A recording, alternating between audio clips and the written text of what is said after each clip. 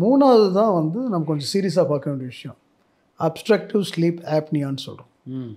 தூக்க நேர மூச்சு தடை. ஹெரோயிக் ஸ்னோரிங்ல சிங்கம் மாதிரி கர்ஜிப்பார் சார் கொரட்டையில் அப்படின்னு சொல்லுவாங்க. ஆமாம். ஆமாம். டிராக்டர் லாரிலாம் பக்கத்து ரூம்லேயே தூங்க முடியாதவங்களாம் இருக்காங்க. அந்த சவுண்டு வரும். திடீர்னு பார்த்தீங்கன்னா ஒரு மயான அமைதி இருக்கும். அந்த வீட்டுக்காரம்மா பயந்துடும், நல்ல கொரட்டையாக விட்டுட்டு இருந்தீங்க நீங்கள் இருக்கிறதா திடீர்னு சத்தமே வரல, அப்புறம் அப்படின்னு ஒரு மூச்சு எடுப்பார்.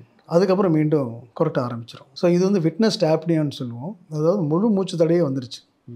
இந்த மாதிரி இருக்கிறவங்களுக்கு தான் வந்து ஒரு உடனடி தீர்வு நம்ம காணணும்.